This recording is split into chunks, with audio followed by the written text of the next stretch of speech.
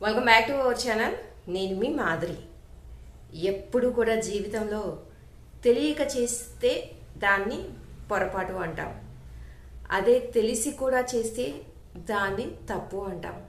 కానీ తెలివిగా చేస్తే దాన్ని మోసం అంటారనమాట. ఇప్పుడున్న రోజుల్లో వీటికి అర్థాలు ఇవే అనమాట.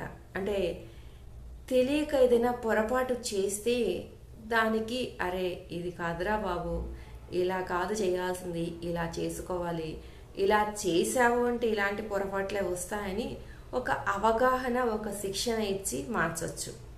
అదే తప్పు చేస్తే ఈ తప్పు చేస్తే ఆ తప్పుకు శిక్ష ఇలా ఉంటుంది అని చెప్పేసి శిక్షించో ఏదో చేసో దాన్ని సరి చేయడానికి ప్రయత్నించవచ్చు. కానీ మోసాన్ని ఎప్పుడూ కూడా మోసంతోనే జయించాలి.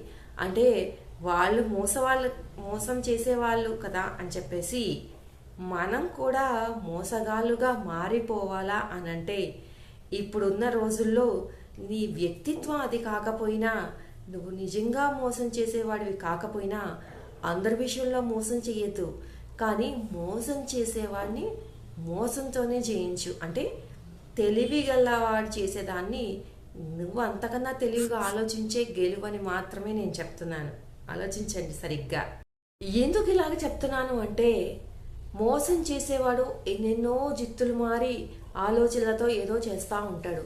నేను మంచిగా ఉంటాను, నా వ్యక్తిత్వం మంచిది, నేను మంచిగానే చేస్తాను అని అంటే అది అర్థం కాదు. అవతల వాడికి ఎలా అనిపిస్తుంది అంటే చేతగాని వాడు లాగా తీసేసి పడేసేటట్టు అనిపిస్తుంది అనమాట. కాబట్టి అరే నీకంటే తెలివి మాకు కూడా ఉంటుంది, మేము కూడా తెలివితేటలు ఉపయోగిస్తే ఎలా ఉంటుందో నీకు తెలుస్తుంది అని చెప్పేసి మనము వాడి పద్ధతిలోకి వెళ్ళి చేయటంలో తప్పైతే లేదు. అంటే చెడ్డవాడికి ఆ చెడు ఎదుటి వాళ్ళు కూడా మంచిని వదిలేసి చేస్తే ఎలా ఉంటుంది అనేది రుచి అయితే ఖచ్చితంగా చూపించాలి.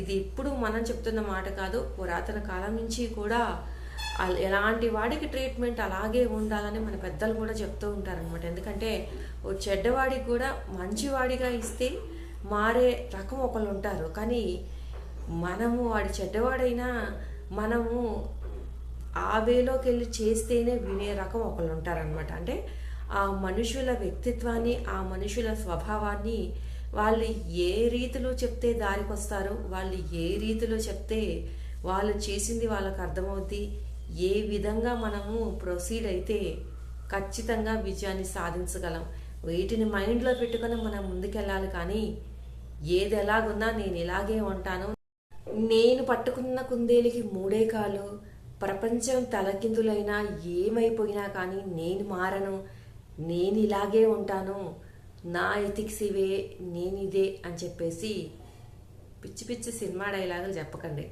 ఎందుకు అంటే అవి ఇప్పుడున్న రోజుల్లో వర్కౌట్ అవ్వవు అనమాట.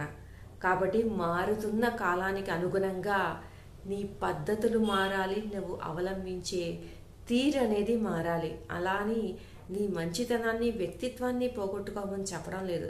కానీ ఎవరికి ఏ విధంగా చెప్తే కరెక్ట్గా ఎక్కుతుందో ఆ విధంగా చెప్పే రోజులు ఇవి, చెప్పాలి కూడా. అర్థమవుతుందా? ఆఖరికి మన పిల్లల విషయంలో అయినా ఒకళ్ళు మంచిగా బుజ్జగించి చెప్తే వింటారు, ఒకళ్ళు కటువుగా ఒకటి తన్ని చెప్తే తిట్టి చెప్తే వింటారు. మరి అది వాళ్ళ విషయంలో వాళ్ళ మంచి కోసం మనం ఫాలో అవుతున్నప్పుడు మన విషయంలోకి దూరి మనల్ని అనవసరంగా బాధపెట్టి మనల్ని చేతగాని వాళ్ళు అన్నట్టుగా చేసి మన జీవితాంతో ఆడుకునే వాళ్ళకి ఎలాంటి గుణపాఠం చెప్పొద్దా? చెప్పండి, ఆలోచించండి ఒకసారి. ఇదండి ఈరోజు వీడియో నచ్చితే లైక్ చేయడం మర్చిపోవద్దు. మరిన్ని ఇలాంటి వీడియోస్ కోసం వెంటనే ఛానల్ సబ్స్క్రైబ్ చేసుకుని పక్కనే ఉన్న బెల్ ఐకాన్ని ప్రెస్ చేయండి. అప్పుడే నేను పెట్టే డైలీ నోటిఫికేషన్స్ మీ దాకా వస్తాయి.